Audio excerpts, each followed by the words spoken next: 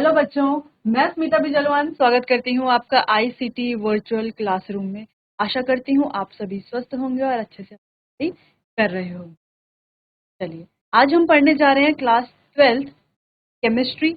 चलिए, तो सबसे पहले अब हम क्या करेंगे, सबसे पहले केमिस्ट्री का एक इंट्रोडक्शन ले लेंगे, उसके बाद सिलेबस देखेंगे कि हमारा जो सिलेबस है यानी कि क्लास 12 में हमें कौन कौन से चैप्टर्स पढ़ने हैं, कौन कौन से चैप्टर से जो है ज़्यादा वेटेज है किन चैप्टर्स का, यानी कि किन चैप्टर से ज़्यादा क्वेश्चंस आते हैं, ये सब हम देखेंगे। और हमारा फर्स्ट चैप्टर जो है वो हम स्टार्ट अब यहाँ पर करेंगे इसके बाद। चलिए, तो सबसे पहले केमिस्ट्री क्या होती है। केमिस्ट्री, अब हम केमिस्ट्री पढ़ रहे हैं तो केमिस्ट्री यानी कि जो हमारा रसायन शास्त्र या रसायन विज्ञान जिसे हम कहते हैं, तो ये क्या है, क्या होती है केमिस्ट्री। केमिस्ट्री में हम क्या पढ़ते हैं। देखो, केमिस्ट्री क्या है, एक साइंटिफिक स्टडी है। ठीक है, साइंटिफिक स्टडी है, अध्ययन करते हैं यहाँ पर हम। लेकिन किस चीज का अध्ययन करते हैं, किस चीज की साइंटिफिक स्टडी है। जो हमारी केमिस्ट्री है क्या है, साइंटिफिक स्टडी है। किस चीज का अध्ययन करते हैं हम, मैटर यानी कि जो हमारा पदार्थ होता है उसका हम अध्ययन करते हैं। मैटर के बारे में, मैटर के बारे में क्या हम जानते हैं कि जो हमारा मैटर है, पदार्थ है, उसका क्या स्ट्रक्चर है। उसके अलावा कंपोजिशन क्या है, कंपोजिशन यानी कि वो किस किस चीज से बना है। ठीक, क्या स्ट्रक्चर है, क्या कंपोजिशन है, क्या प्रॉपर्टीज है यानी कि क्या गुण है, क्या गुण है उसके, क्या प्रॉपर्टीज है, क्या चेंजेस है उसमें। चेंजेस यानी कि फिजिकल भी हो सकते हैं, केमिकल भी हो सकते हैं। इसके अलावा चेंजेस, चेंजेस यानी कि टेम्परेचर में चेंजेस या एनर्जी में चेंजेस। ठीक है, तो क्या हम पदार्थ के बारे में ये सारी चीजें यहाँ पर केमिस्ट्री में पढ़ते हैं। ठीक, चलिए, अब केमिस्ट्री जो है बहुत ही इंटरेस्टिंग सब्जेक्ट है। क्यों इंटरेस्टिंग सब्जेक्ट है, क्योंकि हमारे वातावरण से लेके संस्कृति से लेके हर एक चीज जो है केमिस्ट्री से जुड़ी हुई है। ठीक, हम अगर कोई भी अगर हम पदार्थ लें तो हर चीज क्या है, मैटर है। मैटर यानी कि पदार्थ, यानी कि जैसे कि आप जानते हैं पदार्थ किसे कहा जाता है, जो जगह घेरता है, जगह घेरता है और जिसका क्या होता है, द्रव्यमान होता है। अब हर चीज तो मैटर है ना, पदार्थ है, मैटर है, जगह घेरती है, द्रव्यमान होता है। अगर हम अपनी बात करें या इस पेन की बात करें, तो अगर हम इस पेन की बात कर रहे हैं तो यहाँ पर ये पेन रखा हुआ है, तो यहाँ पर ये इतनी जगह घेर रहा है। ठीक, जगह घेर रहा है भाई। अब इसका कुछ ना कुछ वजन भी है, द्रव्यमान भी है, कुछ ना कुछ। इसीलिए क्या ये मैटर है। हाँ जी, बिल्कुल, ये क्या है, मैटर है। क्या हम, जो हम लिविंग बीइंग्स हैं, क्या हम सब जितने भी ह्यूमंस हैं या एनिमल्स हैं, क्या हम भी मैटर हैं, क्या हम भी पदार्थ हैं। हाँ, क्योंकि हम भी क्या कर रहे हैं, जगह घेर रहे हैं। अभी मैं इस जगह पर जहां पर खड़ी हूँ या आप जहां पर बैठे हैं, आप उस जगह को घेर रहे हैं और आपका क्या है, कुछ ना कुछ द्रव्यमान भी है। इसीलिए आप सब भी क्या है, मैटर है। तो यहाँ पर मैटर की ही क्या पढ़ते हैं हम, स्ट्रक्चर, कंपोजिशन, प्रॉपर्टीज, इनके बारे में पढ़ते हैं। जैसे कि हम जानते हैं कि मैटर बना किससे होता है, अणु से और परमाणु से। अणु और परमाणु से बना होता है। ठीक, तो यहाँ पर हम अणुओं के बारे में, जो हमारे मॉलिक्यूल्स होते हैं, एटम्स होते हैं, उनके बारे में पढ़ते हैं। अब एटम्स में क्या होते हैं हमारे, इलेक्ट्रॉन, प्रोटॉन और न्यूट्रॉन। तीन चीजें होती हैं, इलेक्ट्रॉन, प्रोटॉन और न्यूट्रॉन। अब ये क्या होते हैं, इनको भी हम आगे जैसे जैसे चैप्टर पढ़ेंगे वहां पर हम और अच्छे से इनको क्या करेंगे, डिटेल में डिस्कस करेंगे कि ये क्या होते हैं, फिर टर्म्स क्या क्या इनमें आती हैं, ये सारा हम अच्छे से डिस्कस करेंगे। तो ये होती है हमारी केमिस्ट्री, जो हम यहाँ पर जान चुके हैं। चलिए, क्या आपको समझ आ गया होगा। अब बात कर ले सिलेबस की। अब क्लास 12th में हमारा क्या सिलेबस है, हमें क्या क्या पढ़ना है और कौन कौन से टॉपिक्स, कौन कौन से चैप्टर जो हैं वो ज़्यादा इंपॉर्टेंट है। वैसे तो सारे चैप्टर ही इंपॉर्टेंट है, लेकिन कुछ चैप्टर ऐसे हैं जिनका वेटेज ज़्यादा है, जिनसे क्वेश्चन जो है एग्जाम में ज़्यादा पूछे जाते हैं। तो हमें जो है, वैसे तो सारे चैप्टर ही अच्छे से फोकस के साथ पढ़ने हैं, लेकिन जिनसे ज़्यादा पूछा जाता है उन्हें थोड़ा ज़्यादा और अच्छे से फोकस के साथ हमें उनको पढ़ना है। चलिए, यहाँ पर कुछ चैप्टर, जैसे कि सबसे पहले सॉल्यूशन। सॉल्यूशन देखो 7 मार्क्स का आता है हमारे पास, एग्जाम में पूछा जाता है। इलेक्ट्रोकेमिस्ट्री और केमिकल काइनेटिक्स। अच्छा, ये जो तीनों चैप्टर हैं, ये कौन से चैप्टर हैं, ये तीनों है फिजिकल केमिस्ट्री के चैप्टर।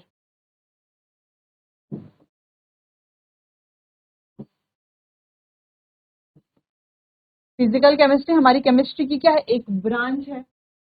चलिए, तो फिजिकल केमिस्ट्री से जो इलेक्ट्रोकेमिस्ट्री है वहां से सबसे ज्यादा पूछा जाते हैं क्वेश्चन, 9 नंबर के क्वेश्चन आते हैं।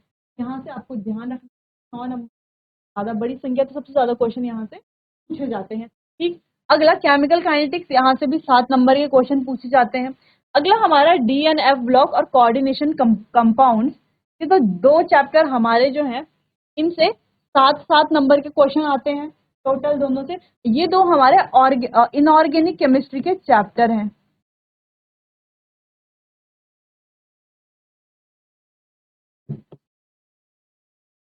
ये दोनों ही क्या है, हमारे इनऑर्गेनिक केमिस्ट्री के चैप्टर हैं।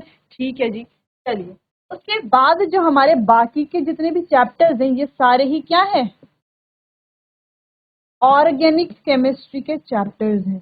क्या है, ऑर्गेनिक केमिस्ट्री। कौन कौन से, haloalkanes, haloarenes, alcohol, phenol and ether, aldehyde, ketone and carboxylic acid. ठीक, उसके अलावा एमाइंस हैं और बायोमोलिक्यूल्स, ये सारे ही हमारे ऑर्गेनिक केमिस्ट्री के चैप्टर है। यहाँ से भी जो एल्डिहाइड, कीटोन और कार्बोक्सिलिक एसिड है उसमें से सबसे ज्यादा वेटेज है उसका, कितने मार्क्स का आता है, 8 नंबर का आता है। बाकी सारे देखो 7-6 इस प्रकार से आ रहे हैं, टोटल हमारा 20 मार्क्स का। इस प्रकार से ये है हमारा सिलेबस। अब एक एक करके हमें ये चैप्टर्स पढ़ने हैं। ठीक, तो हम इन्हें पढ़ेंगे कैसे, पहले हम फिजिकल केमिस्ट्री पढ़ेंगे या इनऑर्गेनिक पढ़ेंगे या ऑर्गेनिक पढ़ेंगे, इस प्रकार हम स्टार्ट करेंगे। देखो, पहले हम फिजिकल केमिस्ट्री स्टार्ट करेंगे, एक चैप्टर फिजिकल का पढ़ेंगे, एक इनऑर्गेनिक का पढ़ेंगे, फिर एक ऑर्गेनिक का पढ़ेंगे। उसके बाद फिर से एक फिजिकल का, एक इनऑर्गेनिक का, एक ऑर्गेनिक का, फिर उसके बाद एक फिजिकल का, फिर सीधा ऑर्गेनिक का, फिर उसके बाद ऑर्गेनिक के पढ़ते रहेंगे। ये चैप्टर हम जो लास्ट के चैप्टर हैं उन्हें लास्ट में ही पढ़ा जाएगा। इस प्रकार से हम यहाँ पर पढ़ेंगे। चलिए, तो अब आगे बढ़ते हैं हमारे आज के नए चैप्टर की तरफ, जो कि है सॉल्यूशन यानी कि विलयन। अब एक सॉल्यूशन क्या होता है, सॉल्यूशन कैसे बनता है, चलिए सोचिए इस बारे में, थोड़ा विचार कीजिए कि सॉल्यूशन क्या होता है। आपने सुना होगा, आप 11th से आ रहे हैं तो सॉल्यूशन के बारे में तो आप जान चुके होंगे। अब सॉल्यूशन क्या होता है, अगर हम कहें सॉल्यूशन यानी कि अगर हमने सैंड यानी कि रेत, बालू जिसे कहते हैं, प्लस जल जो हमारा वाटर होता है, इसको मिलाया किसी बीकर में। ठीक, किसी बीकर में जल के साथ क्या है, बालू मिलाया है, तो क्या ये एक सॉल्यूशन है। इन दोनों को हमने मिक्स किया, मिश्रण, तो क्या ये एक सॉल्यूशन है, ये एक सॉल्यूशन है, सॉल्यूशन तो है ना, ये सॉल्यूशन है कि नहीं है। चलिए आगे, अगर हमने एक उसमें चीनी और चीनी के साथ जल मिलाया, चीनी और उसमें क्या डाला, जल डाला, ठीक, क्या ये सॉल्यूशन है, हाँ ये क्या है, हमारा सॉल्यूशन है। लेकिन दोनों में डिफरेंस क्या है, ये तो सॉल्यूशन है, ठीक है, ये क्या होगा, एक एक प्रकार से मिश्रण हो गया, क्या हो गया, एक प्रकार से मिश्रण हो गया, मिक्सचर हो गया। ठीक है, ये क्या हमारा प्रॉपर सॉल्यूशन है। ऐसा क्यों, ऐसा क्यों कह रहे हैं हम, ऐसा हम इसीलिए कह रहे हैं क्योंकि ये क्या है, क्योंकि ये क्या है, देखो इसमें जो जल है और जो बालू है, रेत है, वो क्या है, जब हम उनको घोलेंगे तो क्या वो आपस में अच्छे से डिसॉल्व होंगे, क्या घुल जाएंगे आपस में अच्छे से, नहीं, नहीं घुल पाएगा ना। जो रेत है वो जल के साथ नहीं घुल पाएगा, हमें रेत के कण अलग दिखाई देंगे और जल अलग दिखाई देगा, दिखाई देंगे ना अलग अलग। और अगर हम उन्हें मिक्स भी करते हैं तो थोड़ा देर बाद जो है रेत जो है नीचे की तरफ सेटल हो जाएगी पेंदी में, ठीक, फिर हमें अलग अलग ही दिखाई देगा, तो उनका जो है एक क्या नहीं बन पाएगा, एक घोल नहीं बन पाएगा, वो अच्छे से एक दूसरे में डिसॉल्व नहीं हो पाएंगे। ठीक, जबकि अगर हम चीनी और जल का मिश्रण है, अगर एक बीकर में हम क्या लें, चीनी लें, ठीक, और चीनी डाल के हम क्या डालें, उसमें जल डालें, इस प्रकार से हम उसे किसी चम्मच या किसी स्टिरर की मदद से उसको घोलें, तो हम क्या देख पाएंगे कि जो ये वाला जो मिश्रण है वो क्या होगा, आपस में अच्छे से घुल जाएगा, क्या हो जाएगा, आपस में अच्छे से घुल जाएगा। क्या हमें इसमें कोई भी पार्टिकल दिखाई देगा तैरता हुआ, नहीं दिखाई देगा, हमें ऐसे लगेगा ये हमारा नॉर्मल जल ही रखा हुआ है, ये हमें दिखाई देगा। इसीलिए इसे क्या कहा जा रहा है, सॉल्यूशन कहा जा रहा है, क्योंकि ये आपस में क्या हो जाएंगे, अच्छे से घुल जाएंगे। ठीक, जबकि यहाँ पर क्या है, ये अच्छे से नहीं घुलते, यहाँ पर हमें दोनों ही क्या दिखाई देते हैं, अलग अलग दिखाई देते हैं। तो इन्हें जो है क्या कहा जाता है, होमोजीनस मिक्सचर या सॉल्यूशन कहा जाता है। क्या कहा जाता है, इन्हें हेट्रोजीनस कहा जाता है। क्या कहा जाता है, हेट्रोजीनस कहा जाता है। ठीक, चलो इतना समझ में आया।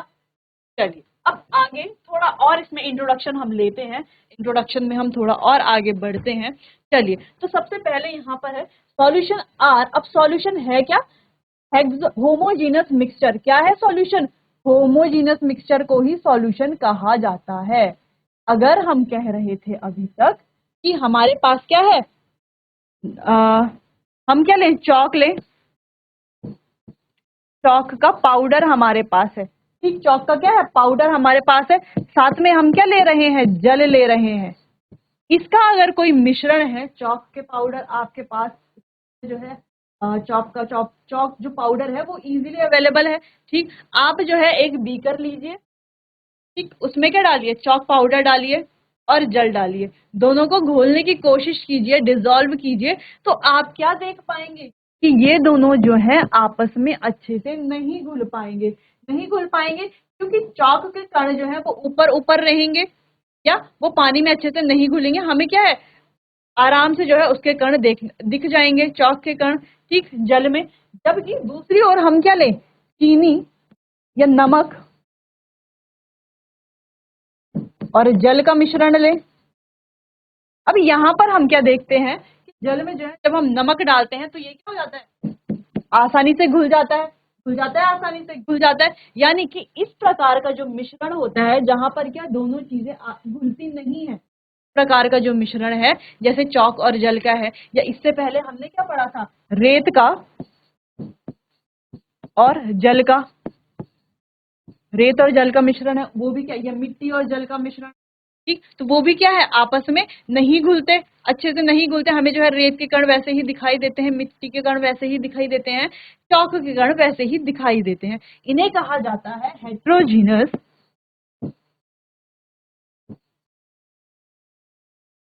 Heterogeneous mixture. क्या कहा जाता है, कैसे मिश्रण है ये, हेट्रोजीनस मिक्सचर है। जबकि नमक पानी, नमक और जल, ठीक है, चीनी और जल का मिश्रण अगर हम लें,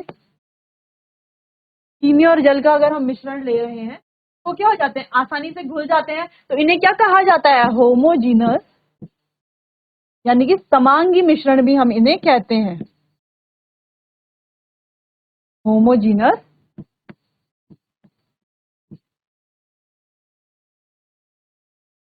ठीक, होमोजीनस मिश्रण, मिक्सचर क्या कहते हैं, होमोजीनस मिक्सचर। ठीक, इन्हें क्या कहा जाता है, होमोजीनस मिक्सचर। अब होमोजीनस और हेट्रोजीनस में तो आपको समझ में आ गया, आगे समझिए, एक बेसिक पॉइंट था ये तो, जो है हम क्लास 9th-10th में भी पढ़ते हैं इसको। 9th-10th में भी जो हम मिक्सचर के बारे में, कंपाउंड के बारे में पढ़ते हैं, तो वहां पर हम होमोजीनस मिक्सचर, हेट्रोजीनस मिक्सचर पढ़ते हैं। ठीक है, चलिए, तो ये तो हम जान गए कि हेट्रोजीनस मिक्सचर क्या होता है, होमोजीनस मिक्सचर क्या होता है। अब जो होमोजीनस मिक्सचर होते हैं वही क्या होते हैं, हमारे सॉल्यूशन होते हैं। ठीक, वन ऑफ टू और मोर देन टू कंपोनेंट, जिसमें दो या दो से अधिक कंपोनेंट्स क्या होते हैं, मिले हुए होते हैं। दो या दो से अधिक अवयव क्या होते हैं, मिले हुए होते हैं। यानी कि विलयन दो या दो से अधिक अवयवों का समांगी मिश्रण होते हैं। क्या होते हैं विलयन, दो या दो से अधिक अवयवों का समांगी मिश्रण होते हैं। ठीक, चलिए, तो ये तो समझ में आया। तो पहला पॉइंट है वो आपको समझ में आ गया होगा। अगला, homogeneous mixture means composition and properties are uniform throughout the mixture. अब हम इसमें क्या देख पा रहे हैं, इसमें और इसमें क्या डिफरेंस है, देखो। अब इसमें क्या था, इसमें क्या है, अगर हम यहाँ पर जल ले रहे हैं, ठीक, इसमें क्या डाल रहे हैं, चौक का पाउडर डाल रहे हैं। ये क्या है, हमारे चौक के पाउडर है, ठीक, चौक का पाउडर है। तो चौक का पाउडर हमें दिख रहा है अलग से, दिख रहा है अलग से, बिल्कुल दिख रहा है अलग से। तो इसका मतलब क्या है, ये कैसा है, ये यूनिफॉर्म नहीं है। यूनिफॉर्म यानी कि समान नहीं है। ठीक, समान यानी कि अगर इसमें चौक मिली हुई है, ध्यान से सुनना, इसमें चौक, जल में चौक, अगर हम इससे एक चम्मच जल निकालेंगे, चौक और ये इसका जो मिश्रण है, एक चम्मच मिश्रण निकाले और एक और चम्मच मिश्रण निकाले, तो हम क्या देख पाएंगे कि दोनों चम्मचों में जो है मिश्रण क्या है, अलग अलग, कहीं पे चौक के कण ज्यादा होंगे, कहीं पर चौक के कण कम होंगे। ठीक, इतनी बात समझ में आई। या अगर हम रेत और जल का कोई मिश्रण है बस वो हम लेते हैं, तो हम दो अलग अलग चम्मचों में लेते हैं, दो अलग अलग चम्मचों में हम लेते हैं, तो हम क्या देख पाते हैं कि एक चम्मच में जो है रेत के कण ज्यादा हो सकते हैं, जल के कण क्या हो सकता है, अलग हो सकता है। दूसरे दूसरे चम्मच में क्या देख पाएंगे कि रेत के कण क्या है, अलग है। ठीक, उसमें से ही अगर हम सेम बार ले रहे हैं, सेम एक जैसे चम्मच में ले रहे हैं, तो यानी कि इसका मतलब क्या है कि जो मिश्रण है वो यूनिफॉर्म नहीं है। और अगर हम जो है नमक और पानी का एक सॉल्यूशन लेते हैं या चीनी और जल का एक सॉल्यूशन आते हैं, तो जल डाल के उसको अच्छे से घुमाते हैं और एक चम्मच निकालते हैं, जितना चम्मच में है उतना ही क्या है दूसरे चम्मच में भी निकालते हैं। जब हम दोनों चम्मचों को टेस्ट करके देखेंगे तो दोनों क्या है, बराबर के मीठे होंगे। ऐसा नहीं होगा ना एक चम्मच ज्यादा मीठा है या एक चम्मच कम मीठा है, ऐसा तो नहीं होगा। ठीक, दोनों ही चम्मच क्या होंगे, बराबर के मीठे होंगे।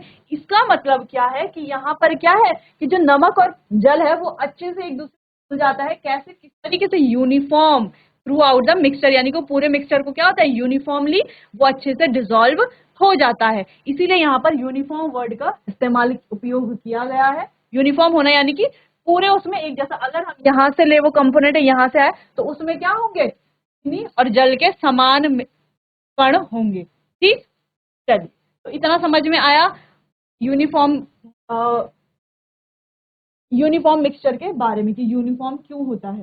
ठीक, यानी कि समान मिश्रण का अर्थ है कि मिश्रण में संरचना और गुण पूरे मिश्रण में समान होते हैं, यानी कि संरचना और गुण पूरे मिश्रण में समान होते हैं। ठीक, नमक और जल लेंगे, तो अगर हम नमक और जल ले रहे हैं तो क्या है, तो जितना भी, अगर हम एक चम्मच में ले रहे हैं या उसमें भी जितना बचा हुआ है, बीकर में भी जितना बचा हुआ है, उसमें क्या है, सेम नमक के क्या है, कण है। ठीक, चलिए, तो सेम क्या है, उसमें सेम प्रॉपर्टीज है दोनों में, जबकि इसमें क्या है, प्रॉपर्टीज सेम नहीं है, डिफरेंट प्रॉपर्टीज, क्योंकि वो अच्छे से घुला हुआ नहीं है। ठीक, चलिए, तो 2 पॉइंट समझ में आ गए हैं। चलिए, आ गए होंगे, कोई कंफ्यूजन तो आप पूछ सकते हैं। आगे बढ़े। Generally the component that is present in the larger quantity is known as solvent. अब जो है, चलो ये टॉपिक तो कंप्लीट हो गया। अब आगे बढ़ते हैं। जो हमारा सॉल्यूशन है ना, वो दो चीजों से मिलकर के बना है। कौन सी दो चीजें, सॉल्यूट प्लस सॉल्वेंट। इन दो चीजों से मिलकर के हमारा क्या बना है, सॉल्यूशन बना है। किससे, सॉल्यूट और सॉल्वेंट, यानी कि विलायक और विलेय। ठीक है, विलायक और विलेय से ये हमारा सॉल्यूशन बना हुआ है। ठीक है भाई, चलो। अब यहाँ पर कहा जा रहा है कि जो घटक सबसे अधिक मात्रा में मौजूद है उसे विलायक कहा जाता है। ये जो विलायक है ना, ये जो सॉल्वेंट है, ये कैसा होता है, लार्जर क्वांटिटी में होता है। क्या होता है, लार्जर क्वांटिटी। लार्जर क्वांटिटी माने, लार्जर क्वांटिटी का मतलब यानी कि जो क्या है, अधिक मात्रा में है। क्या है, अधिक मात्रा में है। ठीक, तो जो सॉल्वेंट होता है वो अधिक मात्रा में होता है। जैसे कि अगर हम जल, और हम कह रहे थे कि हमने जल और चीनी का मिश्रण लिया है, तो जल की मात्रा तो ज्यादा होती है ना, जल की मात्रा हम ज्यादा ले रहे हैं अगर, और चीनी की मात्रा, उसमें एक चम्मच हम चीनी डाल रहे हैं। ठीक, तो इसमें जल क्या हो गया, हमारा जल की मात्रा ज्यादा है, तो जल क्या हो गया, लार्जर क्वांटिटी वाला, अधिक मात्रा वाला, यानी कि जल क्या है, सॉल्वेंट है। ठीक, चलिए, जो घटक सबसे ज्यादा मौजूद होता है उसे विलायक यानी कि सॉल्वेंट के रूप में जाना जाता है, उसे सॉल्वेंट कहा जाता है। ठीक, चलो, ये पॉइंट भी समझ में आ गया कि सॉल्वेंट क्या होता है। अब विलायक के अलावा अन्य घटक को विलय के रूप में जाना जाता है। अब विलायक के अलावा यानी कि सॉल्वेंट के अलावा जो अन्य घटक है, जो कि क्या है, हमारा सॉल्यूट, उसे क्या है, सॉल्यूट कहा जाता है, यानी कि विलय कहा जाता है। तो ये क्या है, हमारा विलय। ठीक, ये क्या है, हमारा विलय है। इस प्रकार से हम कहते हैं कि सॉल्यूशन जो है वो दो चीजों से मिलकर बना है, सॉल्यूट और सॉल्वेंट। अब जो सॉल्यूट है वो कम क्वांटिटी में होता है और जो सॉल्वेंट है वो लार्जर क्वांटिटी में होता है। हमें ये ध्यान रखना है कि लार्जर क्वांटिटी में कौन होता है, हमेशा सॉल्वेंट होता है, और बाकी दूसरा क्या है, हमारा सॉल्यूट है। ठीक, चलिए, तो इतना आपको समझ में आ गया होगा। अब जो है आप इसे अच्छे से नोट कर लीजिए, इंग्लिश में या हिंदी में जिसमें भी आप नोट करना। कहीं पर अगर कोई परेशानी है, सॉल्यूशन का इंट्रोडक्शन कहीं पर समझ नहीं आया तो आप मुझसे पूछ सकते हैं। चलिए, तो इसे अब आप नोट कर लीजिए। चलिए, तो ये आपने नोट कर लिया होगा। अब आगे बढ़ते हैं बाइनरी सॉल्यूशन की तरफ। बाइनरी सॉल्यूशन यानी कि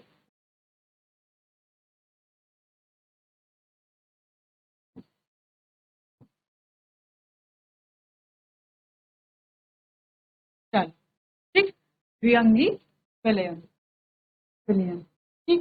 चलिए, तो अब जो है ये हमारा बाइनरी सॉल्यूशन क्या होता है। देखो, बाइनरी सॉल्यूशन क्या होता है,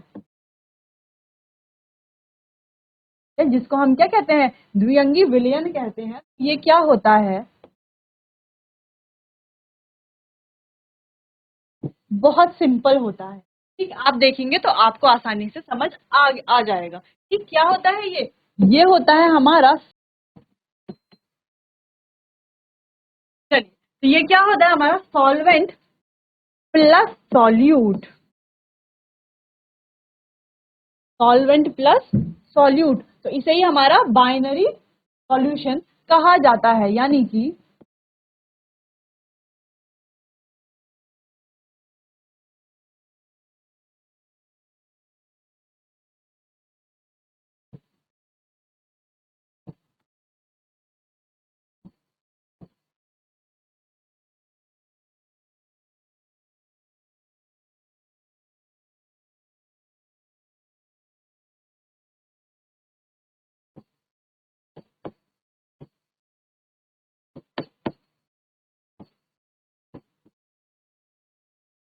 अब जो विलायक है यानी कि सॉल्वेंट है, वो क्या होता है, लार्जर क्वांटिटी, लार्जर क्वांटिटी में रहता है। ठीक, यानी कि अधिक मात्रा में रहता है।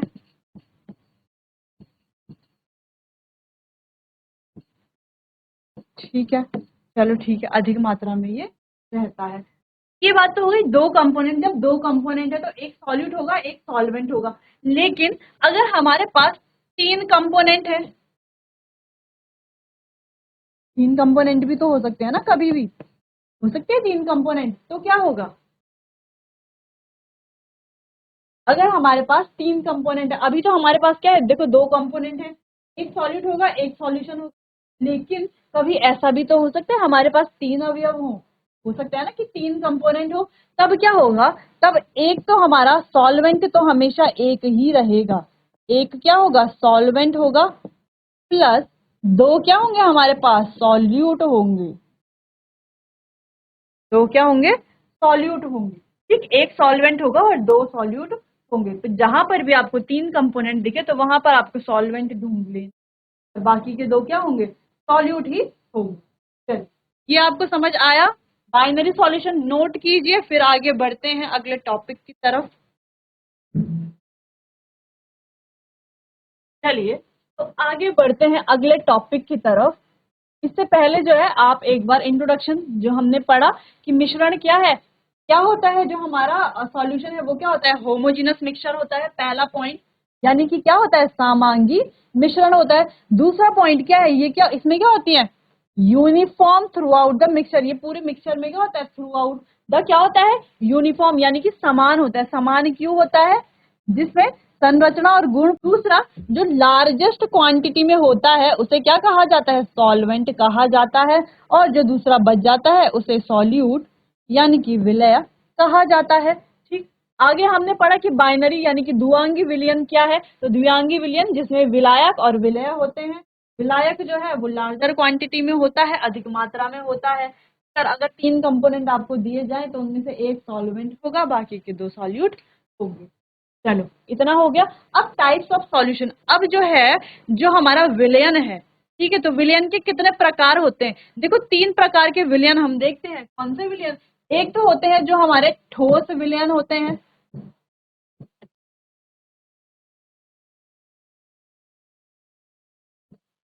नॉर्मल, ठीक है, ठोस है। एक होते हैं हमारे द्रव विलयन,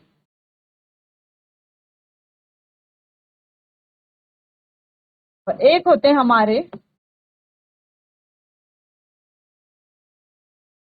गैसीय विलयन।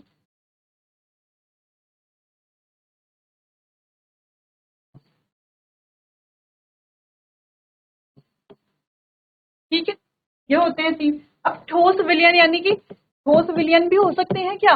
द्रव विलयन तो हमें समझ आता है, गैसीय विलयन भी समझ आता है। जैसे वायु है, तो वायु क्या है? गैसीय विलयन है गैस, क्योंकि एयर है ना, इसमें अलग अलग गैसेज हैं।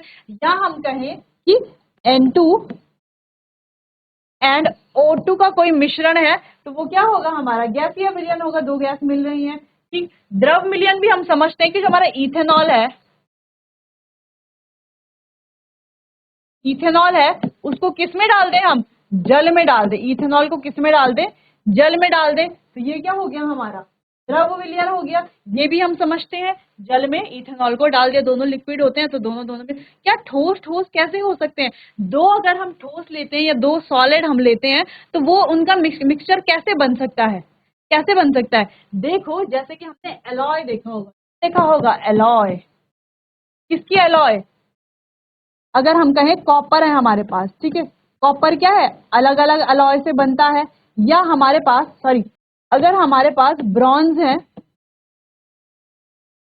ठीक, ब्रास है, ये क्या होते हैं? ये दोनों ही अलग अलग मेटल से बनते हैं, अलग अलग मटेरियल से बनते हैं, अलग अलग मेटल के मिक्सचर होते हैं, दोनों ही क्या होते हैं? सॉलिड होते हैं।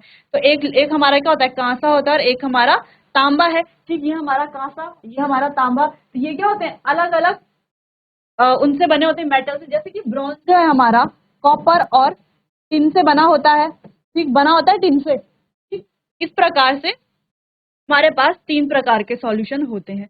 अब ये सॉल्यूशन को हम आगे कंटिन्यू करेंगे अपने आने वाले अगले सेशन में। तब तक के लिए आप अच्छे से पढ़ाई करते रहिए, कहीं पर समझ नहीं आया तो आप मुझसे पूछ। चलिए, तो मिलते हैं अपने आने वाले अगले सेशन में, तब तक के लिए आपका बहुत बहुत धन्यवाद।